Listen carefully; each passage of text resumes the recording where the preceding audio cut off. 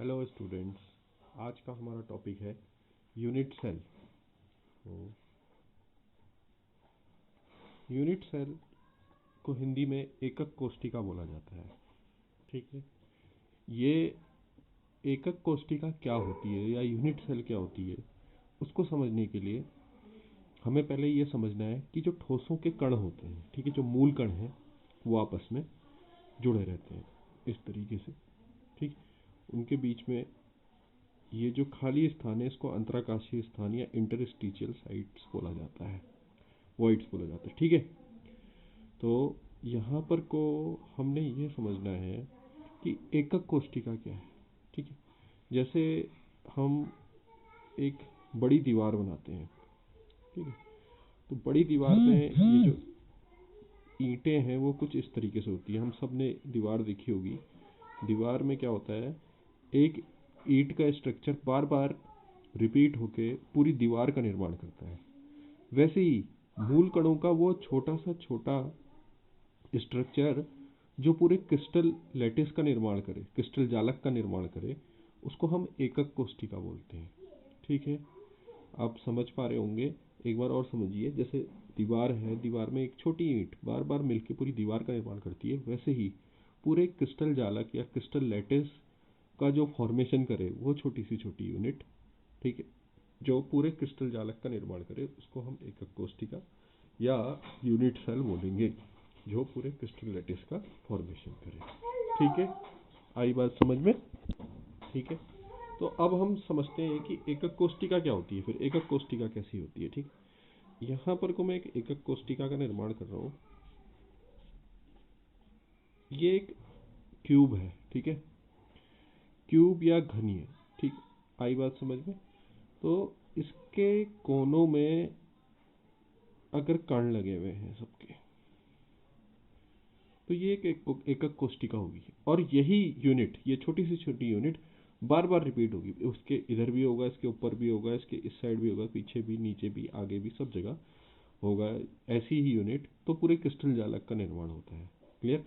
तो N unit cell मिलके क्या बनाएंगी? क्रिस्टल जालक का निर्माण करेंगी या क्रिस्टल लैटिस का निर्माण करेंगी। तो अल्टीमेटली हमें क्या पढ़ना है? हमें यूनिट सेल के बारे में पढ़ना है कि यूनिट सेल कैसी होती है। ठीक, तो यूनिट सेल ये है हमारे पास एक यूनिट सेल, ऐसी यूनिट सेल या ऐसा ये घनीय स्ट्रक्चर जिसमें केवल कोने में हो। ठीक है, सरल एकक कोशिका कहलाती है या सिंपल यूनिट सेल कहलाती है। क्या कहते हैं इसको हम? सिंपल या primitive unit cell. Primitive unit cell. Clear? दूसरा टाइप होता है हमारे पास, जब हमारे पास घन में भी हो या क्यूब जो है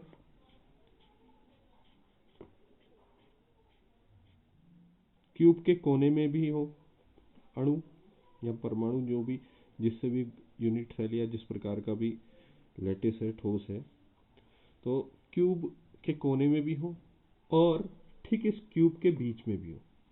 आई बात समझ में? कहा घन के ठीक बीचों बीच भी हो, तो इसको हम बॉडी सेंटर्ड यूनिट सेल बोलते हैं।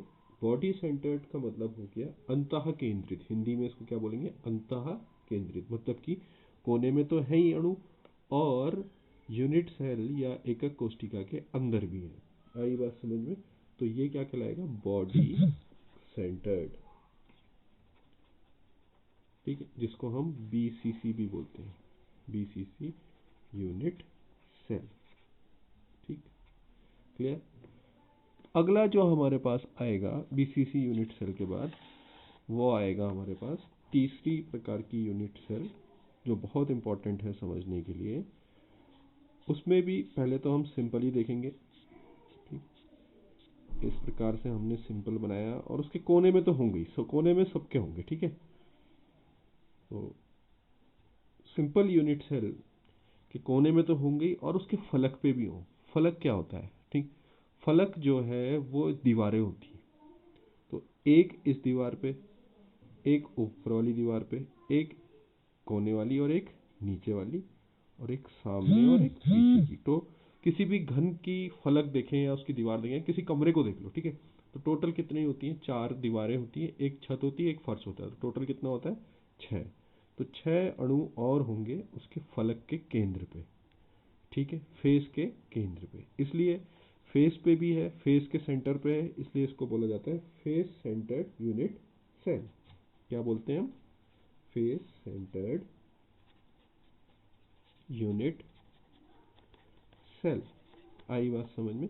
और हिंदी में इसको बोला जाता है फलक केंद्रित यूनिट सेल। समझ में आ रहा है हमको? क्लियर? हम तीनों प्रकार की यूनिट सेल को समझ गए हैं। एक चौथी प्रकार की और होती है जिसको हम एंड सेंटर्ड बोलते हैं, ठीक है। चौथा जो है हमारे पास वो होता है एंड सेंटर्ड, जिसमें कोने में तो होंगे ही और किसी दो फलकों के आमने सामने, किसी दो फलकों के आमने सामने, किसी दो दीवारों में आमने सामने, इसको बोला जाता है एंड सेंटर्ड। एंड सेंटर्ड या अंत्य केंद्रित, ठीक है। तो हमारे पास कुल मिला के कितनी एकक कोष्टिका? पहले हम एकक कोष्टिका को समझें। मूल कणों का बहुत छोटी से छोटी आकृति जो बार बार रिपीट होके, बार बार पुनरावृत्ति करके पूरे एक जालक का निर्माण करे। आई बात समझ में?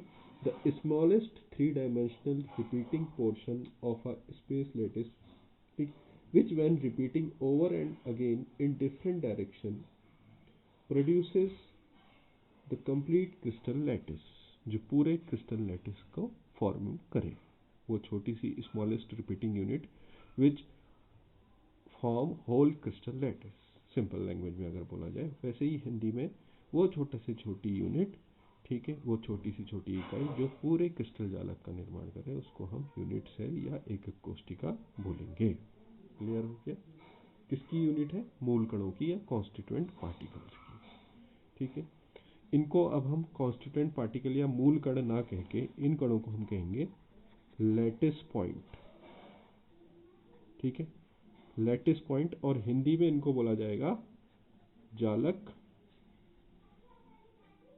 बिंदु। क्या बोलेंगे हिंदी में? जालक बिंदु। इंग्लिश में इसको बोला जाएगा लैटिस पॉइंट। क्लियर है? इतना हम समझ गए। अब रिवीजन कर देते हैं आगे को। ये हमने समझ लिया कि ये क्या है एकक कोष्टिका, ठीक है।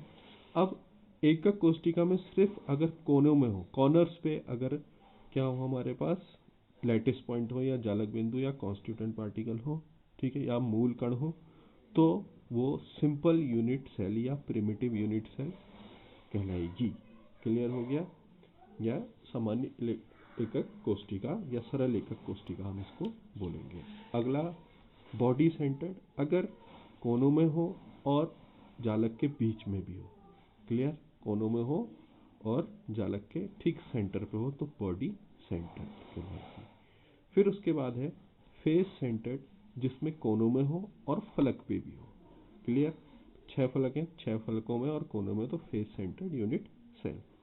फिर उसके बाद एंड सेंटर्ड यूनिट सेल, जिसमें 2 फलकों में हो आमने सामने वाले और कोनों में हो, तो उसको एंड सेंटर्ड, अंतः केंद्रित, फलक केंद्रित, अंत्य केंद्रित, फलक केंद्रित, अंतः केंद्रित और सरल एकक कोष्टिका। ठीक है, ये हमारी हो गई यूनिट सेल या एकक कोष्टिका। अब नेक्स्ट टॉपिक जो हमारे पास आता है, नेक्स्ट टॉपिक आता है कि इसमें कितने एटम है टोटल नंबर ऑफ एटम्स। ठीक है, टाइप ऑफ क्रिस्टल और unit cell and number of atom per unit cell. Next topic है हमारे पास number of atom per unit cell, कि एक यूनिट सेल में टोटल कितने एटम होते हैं। ठीक, देखो अगर मैं सिंपल की बात करूं, कैलकुलेट करते हैं आंसर को, यहाँ पर आप सब देख सकते हैं। ठीक है, ये एक सिंपल यूनिट सेल मैंने बनाई। ठीक, इसके कोने में देखेंगे हम टोटल कितने हैं, 8। लेकिन अगर मैं सोचूं, या इस पॉइंट को लेते हैं, ठीक है, एक इस पॉइंट को लेते हैं, तो इसके बगल में भी एक यूनिट सेल होगी, फिर इसके बगल में जो इसके ठीक पीछे आ रही है वहां पर भी यूनिट सेल होगी और इस यूनिट सेल के पीछे भी होगी। क्लियर? तो कितनी यूनिट सेल हो गई? एक ये वाली हो गई, नंबर 2, नंबर 3 और नंबर 4 यूनिट सेल हो जाएंगी हमारे पास। वैसे ही ठीक इसके ऊपर होगा, इसके ऊपर वाले में एक, दूसरे वाले के ठीक ऊपर एक और, तीसरे वाले के ठीक ऊपर एक और चौथे वाले के ठीक ऊपर एक और। तो ये वाला बिंदु 8 एकक कोष्टिका के लिए कॉमन है। क्लियर? अगर आपसे मैं कहूं कि एक रोटी को 8 लोग बांटते हैं तो एक के हिस्से में कितनी आई? 1/8। क्लियर? तो यहां पर हम देखेंगे कि एक बिंदु है। क्लियर? इसको कितने लोग बांट रहे हैं? 8 लोग बांट रहे हैं। क्लियर? तो एक के लिए कंट्रीब्यूशन कितना आया? 1/8। ठीक है, आई बात समझ में? एक को कितने ने बांटा? 8 लोगों में बटा, तो एक के हिस्से में 1/8 आया। क्लियर? अब एक पॉइंट का कंट्रीब्यूशन है 1/8। हमारे पास टोटल कितने कोने? एक कोना, दो कोना, तीन कोना, चार, 5, 6, 7, 8। टोटल कोने हैं 8, तो इंटू 8। तो सरल यूनिट सेल जो है हमारी, सिंपल यूनिट सेल जो है, उसमें जो है कंट्रीब्यूशन होता है 1 का। कितने एटम होते हैं टोटल? 1। तो प्रिमिटिव यूनिट सेल जो है उसमें नंबर ऑफ एटम, ठीक है, इज इक्वल टू होगा 1। समझ गए?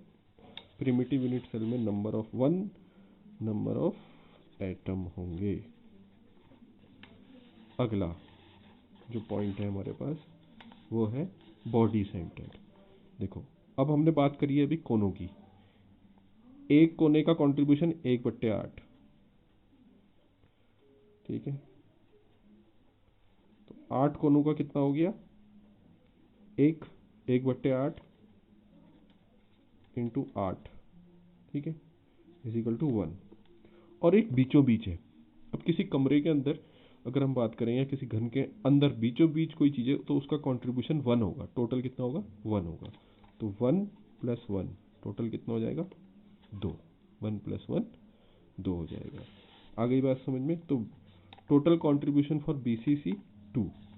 अब बात करते हैं FCC की, face centered unit cell. Hindi में भी FCC आएगा। हाँ, फलक केंद्रित को हम FCC बोलते हैं, नॉर्मल अगर शॉर्ट में बोला जाए तो वही बात है। कोनों के लिए कितना आ जाएगा?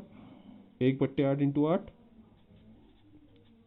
इज इक्वल टू 1, प्लस दीवार पे कितना कंट्रीब्यूशन होगा? एक दीवार पे होता है 1/2, क्योंकि इसके बगल में भी एक कमरा, एक घन है अगर हम माने, ठीक है, एक यूनिट सेल है, तो आधा उधर जाएगा और आधा इस साइड आएगा। तो एक ना होके फलक पे जो कंट्रीब्यूशन होता है 1/2। अब टोटल फेस कितने हैं या फलक कितने हैं? 6 हैं हमारे पास। ठीक है, हमने जैसा डिस्कस करा था, एक कमरे में टोटल 4 दीवारें, एक फर्श और एक छत हो गई, तो टोटल 6 है। एक पे कंट्रीब्यूशन है 1/2, तो धन 6 इंटू 1/2 कितना हो गया? 1 + 3 इज इक्वल टू 4। तो कितना कंट्रीब्यूशन होगा हमारे पास? 4 का कंट्रीब्यूशन होगा इसके लिए। इसके लिए बॉडी सेंटर्ड के लिए 2 का, इसके लिए 1 का। एंड सेंटर्ड के लिए कितना होगा? ठीक है, एंड सेंटर्ड के लिए हम देखेंगे कि कोने पे है हमारे पास 1/8 इंटू 8, 1 प्लस आधा ये 1/2, क्योंकि फलक पे कंट्रीब्यूशन कितना होता है? 1/2 और 1/2, 1/2 धन 1/2 1 इज इक्वल टू 2। तो टोटल नंबर ऑफ एटम, तो मैं यहाँ पर समराइज करता हूँ आपके लिए। टोटल नंबर ऑफ एटम अगर हमारे पास सिंपल है, ठीक है, सिंपल है तो 1 होगा। हमारे पास BCC है, बॉडी सेंटर्ड है अगर, ठीक है, बॉडी सेंटर्ड है तो फिर 2 होगा, एक कोने के लिए और एक बॉडी के बीच में, तो 2। अगर हमारे पास FCC है, फलक केंद्रित है, ठीक है, तो फलक केंद्रित पे होगा एक कोने के लिए और 1/2 होता है एक फलक पे। हमारे पास टोटल 6 फलक हैं, तो हो जाएगा 4, 1 धन 3, ये 3 आ जाएगा, ठीक है, और एक ये टोटल हो गया 4। अब बात करूं एंड सेंटर्ड की, ठीक है, एंड सेंटर्ड में कितना होगा? एंड सेंटर्ड में होगा बीच में एक, सॉरी कोने में एक, और फलक में जो 2 हैं आधे आधे के, आधा और आधा 1, 1 धन 1 2 हो जाएगा। ये न्यूमेरिकल के लिए काम आएगा। वीडियो के तीसरा पार्ट है सॉलिड स्टेट का, चौथे पार्ट में मैं आपको बताऊंगा कि ये वैल्यू कैसे न्यूमेरिकल्स में लगेगी, या अभी आगे जब डेरिवेशन और न्यूमेरिकल्स आएंगे उसके लिए हम चौथे पार्ट में जाएंगे। अभी आपको तीसरे पार्ट में वीडियो के इतना ही समझना है। Thank you.